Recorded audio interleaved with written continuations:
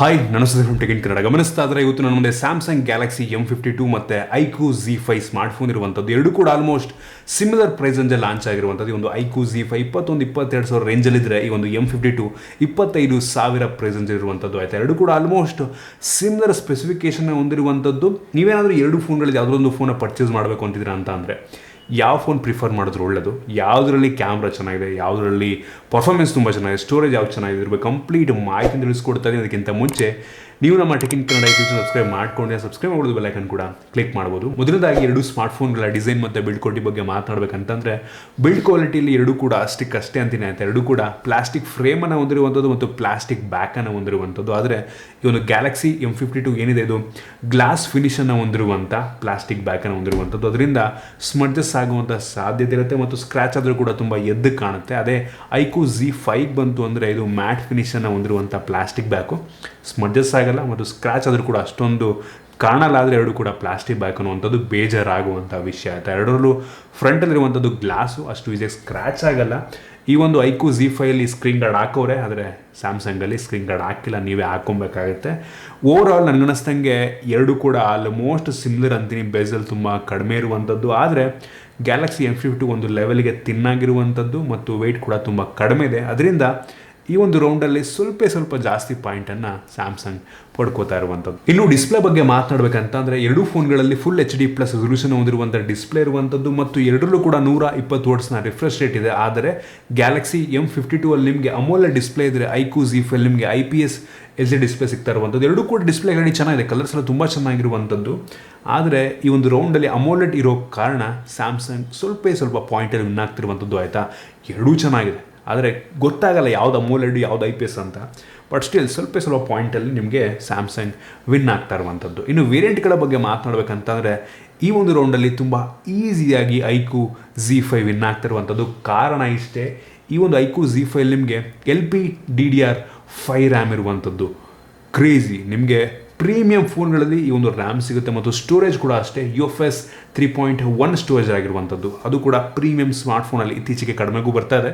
Super ಅಂತೀನಿ ಆಯಿತಾ. ತುಂಬ ಫಾಸ್ಟಾಗಿ application reed right heavy smooth ಅನಿಸುತ್ತೆ ಯೂಸರ್ ಎಕ್ಸ್ಪೀರಿಯನ್ಸು. ಅದೇ ಈ ಕಡೆ ಗ್ಯಾಲಕ್ಸಿ M52 ಬಂತು ಅಂದರೆ ಈ ಒಂದು ಫೋನಲ್ಲಿ UFS 2.1 ಅಥವಾ 2.2 ಇರ್ಬೋದು, ಅಥವಾ ಸ್ಪೆಸಿಫೈ ಮಾಡಿಲ್ಲ ಅವರು. ಸೊ ಅದಕ್ಕಿಂತ ತುಂಬ ಕಡಿಮೆ ರೀಡು ರೇಟ್ ಸ್ಪೀಡನ್ನು ಹೊಂದಿರುತ್ತೆ ಈ ಒಂದು ಫೋನ್ ಮತ್ತು LPDDR4X ರ್ಯಾಮನ್ನು ಹೊಂದಿರುವಂಥದ್ದು ಆಯಿತಾ. ಸೊ ಇದು ಕೂಡ ಬೇಜಾರಾಗುವಂಥ ವಿಷಯ. ಕಂಪೇರ್ ಮಾಡಿದ್ರೆ ಈ ಒಂದು ರೌಂಡಲ್ಲಿ ಈಸಿಯಾಗಿ ಕಣ್ಣು ಮುಗಿಸ್ಕೊಂಡು iQOO Z5 ವಿನ್ ಆಗ್ತಾ ಇರುವಂಥದ್ದು. ಇನ್ನು ಪ್ರೋಸೆಸರ್ ಬಗ್ಗೆ ಮಾತನಾಡಬೇಕಂತಂದರೆ ಎರಡರಲ್ಲೂ ಕೂಡ same processor, latest processor Snapdragon 778 processor ಆಯಿತಾ. ತುಂಬ ಪವರ್ಫುಲ್ ಆಗಿರುವಂಥ ಪ್ರೋಸೆಸರ್. ಆದರೆ ನಾನು ಅಂಥದ್ದು ಬೆಂಚ್ ಚೆಕ್ ಮಾಡ್ದಂಗೆ ಈ ಒಂದು iQOO Z5 ಸ್ಯಾಮ್ಸಂಗಿಗೆ ಕಂಪೇರ್ ಮಾಡಿದ್ರೆ ಸುಮಾರು 80,000 ಪಾಯಿಂಟನ್ನು ಜಾಸ್ತಿ ಪಡ್ಕೋತಾ ಇರುವಂಥದ್ದು. ಕಾರಣ ಇಷ್ಟೇ, ಏನಕ್ಕೆ ಅಂದರೆ ಈ ಒಂದು iQOO Z5 ನಿಮಗೆ ರ್ಯಾಮ್ ಮತ್ತು ಸ್ಟೋರೇಜ್ ಜಾಸ್ತಿ ಇರೋದ್ರಿಂದ ಒಂದು ಒಳ್ಳೆಯ ರೇಟಿಂಗನ್ನು ಅಂಥದ್ದು ಬೆಂಚ್ ಮಾರ್ಕಲ್ಲಿ ನಿಮಗೆ ನೀಡ್ತಾ ಇರುವಂಥದ್ದು. ಅದರಿಂದ ಈ ಒಂದು ರೌಂಡಲ್ಲಿ ಸ್ವಲ್ಪ ಪಾಯಿಂಟನ್ನು ಜಾಸ್ತಿ ತೊಗೊಳುತ್ತೆ ಆಯಿತು. ಎರಡೂ ಕೂಡ ನಾನು PUBG ಎರಡರಲ್ಲೂ ಆಡಿದ್ದೀನಿ. PUBG ಎರಡೂ ಕೂಡ ಹೈ ಸೆಟ್ಟಿಂಗಲ್ಲಿ ಆಡ್ಕೊಬೋದು,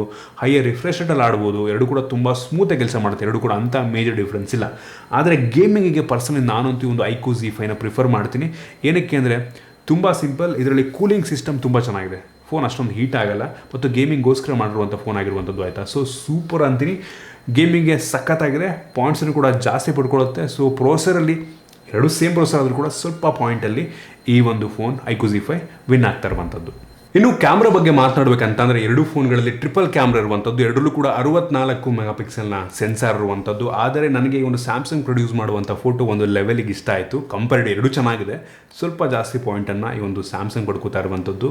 ಮೇನ್ ಕ್ಯಾಮ್ರಾ ನನಗೆ ಸ್ವಲ್ಪ ಇದರಲ್ಲಿ ಜಾಸ್ತಿ ಇಷ್ಟ ಆಯಿತು. ಎರಡು ಕೂಡ ಡೇ ಲೈಟಲ್ಲಿ ಒಂದು ಒಳ್ಳೆ ಫೋಟೋ ಪ್ರೊಡ್ಯೂಸ್ ಮಾಡುತ್ತೆ, ಕಲರ್ಸ್ ಎಲ್ಲ ತುಂಬ ಚೆನ್ನಾಗಿರುವಂಥದ್ದು. ಆದರೆ ಸ್ಯಾಮ್ಸಂಗ್ ಸ್ವಲ್ಪ ಕ್ಲಾರಿಟಿ ಚೆನ್ನಾಗಿದೆ ಅಂತ ಅನ್ನಿಸ್ತು ನನಗೆ. ಅದನ್ನು ಬಿಟ್ಟರೆ ಇನ್ನೊಂದು ಅಲ್ಟ್ರಾ ವೈಡ್ ಆಂಗಲ್ ಲೆನ್ಸ್ ಇರುವಂಥದ್ದು ಆಯಿತಾ. ಸೊ ಸ್ಯಾಮ್ಸಂಗಲ್ಲಿ 12 ಮೆಗಾಪಿಕ್ಸೆಲ್ ಇದ್ದರೆ ಒಂದು iQOO Z5 8 ಮೆಗಾಪಿಕ್ಸೆಲ್ ಇರುವಂಥದ್ದು. ಇದರಲ್ಲೂ ಕೂಡ ಸ್ಯಾಮ್ಸಂಗ್ ಒಂದು ಲೆವೆಲ್ಗೆ ತುಂಬ ವೈಡ್ ಆಗಿ ಮತ್ತು ಒಳ್ಳೆ ಕ್ಲಾರಿಟಿಯ ಫೋಟೋ ಪ್ರೊಡ್ಯೂಸ್ ಮಾಡ್ತಾ ಇದೆ. ಸೊ ಇದರಲ್ಲೂ ಕೂಡ ಸ್ವಲ್ಪ ಜಾಸ್ತಿ ಪಾಯಿಂಟ್ ತೊಗೊಳುತ್ತೆ. ಎರಡರಲ್ಲೂ ಕೂಡ ಮ್ಯಾಕ್ರೋ ಲೆನ್ಸ್ ಇದೆ, ಎರಡು ಮಾಡೋಕ್ಕೆ ಕೆಲಸ ಇಲ್ಲ, ಹಾಕೋರಿದೆ. ಎರಡು ಕೂಡ ಅಷ್ಟೇ. ಸೊ ರೇರ್ ಕ್ಯಾಮ್ರಾದಲ್ಲಿ ಸ್ಯಾಮ್ಸಂಗ್ ಸ್ವಲ್ಪ ಜಾಸ್ತಿ ಪಾಯಿಂಟನ್ನು ಪಡ್ಕೋತಿರುವಂಥದ್ದು. ಎರಡು ಕೂಡ ಕ್ಯಾಮ್ರಾ ಚೆನ್ನಾಗಿದೆ, ಬಟ್ ಸ್ವಲ್ಪ ಪಾಯಿಂಟ್ ಜಾಸ್ತಿ ಬಿಡ್ಕೊಳ್ಳುತ್ತೆ. ಇನ್ನು ಫ್ರಂಟ್ ಕ್ಯಾಮ್ರಾಗೆ ಬಂತು ಅಂತಂದರೆ iQOO Z5 ನಿಮಗೆ 16 MP ಕ್ಯಾಮ್ರಾ ಇದ್ದರೆ ಈ ಒಂದು ಗ್ಯಾಲಕ್ಸಿ M52 ನಿಮಗೆ 32 MP ಕ್ಯಾಮ್ರಾ ಇರುವಂಥದ್ದು. ಇದರಲ್ಲೂ ಕೂಡ ಸ್ಯಾಮ್ಸಂಗ್ ಸ್ವಲ್ಪ ಒಳ್ಳೆ ಕ್ವಾಲಿಟಿ ಫೋಟೋ ಪ್ರೊಡ್ಯೂಸ್ ಮಾಡ್ತಾ ಇರುವಂಥದ್ದು ನನಗೆ ಸ್ವಲ್ಪ ಇಷ್ಟ ಆಯಿತು ಈ ಒಂದು ಸ್ಯಾಮ್ಸಂಗಿಂದು. ಸೊ ಇದರಲ್ಲೂ ಕೂಡ ಒಂದು ಒಳ್ಳೆ ಪಾಯಿಂಟ್ ಬಿಟ್ಕೊಡುತ್ತೆ. ಮತ್ತು ವೀಡಿಯೋಗ್ರಫಿಲೂ ಕೂಡ ಅಷ್ಟೇ ಆಯಿತಾ, ಇವನು ಸ್ಯಾಮ್ಸಂಗ್ ಫ್ರಂಟು ಮತ್ತು ಬ್ಯಾಕ್ ಎರಡೂ ಕೂಡ 4K ವಿಡಿಯೋ ರೆಕಾರ್ಡ್ ಮಾಡಿದ್ರೆ ಒಂದು iQOO Z5 ರೇರಲ್ಲಿ ನಿಮಗೆ 4K ಫ್ರಂಟಲ್ಲಿ ಫುಲ್ HD ವಿಡಿಯೋ ರೆಕಾರ್ಡ್ ಮಾಡ್ತಿರುವಂಥ ಎರಡೂ ಕೂಡ ವಿಡಿಯೋ ಕ್ವಾಲಿಟಿ ನನಗೆ ಸಿಮಿಲರ್ ಅನ್ನಿಸ್ತು, ಅಂತ ಮೇಜರ್ ಡಿಫ್ರೆನ್ಸ್ ಅನ್ನಿಸ್ತಿಲ್ಲ. ಅದನ್ನು ನಿಮಗೆ ತೋರಿಸ್ತಾ ಇದ್ದೀನಿ. ಸೊ ಕ್ಯಾಮ್ರಾದಲ್ಲಿ ಈ ಒಂದು ರೌಂಡಲ್ಲಿ ಸ್ಯಾಮ್ಸಂಗ್ ಸ್ವಲ್ಪ ಪಾಯಿಂಟಲ್ಲಿ ವಿನ್ ಆಗ್ತಾಯಿದೆ. ಇನ್ನು ಸೆಕ್ಯೂರಿಟಿ ಬಗ್ಗೆ ಮಾತನಾಡಬೇಕಂತ ಅಂದರೆ ನನಗನ್ನಿಸ್ತಂಗೆ ಸ್ಯಾಮ್ಸಂಗ್ ಸ್ವಲ್ಪ ಸೈಡ್ ಮೌಂಟೆಡ್ ಫಿಂಗರ್ ಪ್ರಿಂಟ್ ಸೆನ್ಸರಲ್ಲಿ ಸ್ವಲ್ಪ ಸ್ಲೋ, ಮತ್ತು ಫೇಸ್ ಅನ್ಲಾಕ್ ಕೂಡ ಅಷ್ಟೇ ಸ್ಲೋ ಅನ್ನಿಸ್ತು. ಬಟ್ iQOO Z5 ಎರಡೂ ಕೂಡ ತುಂಬ ಫಾಸ್ಟಾಗಿ ಅನ್ಲಾಕ್ ಮಾಡುತ್ತೆ.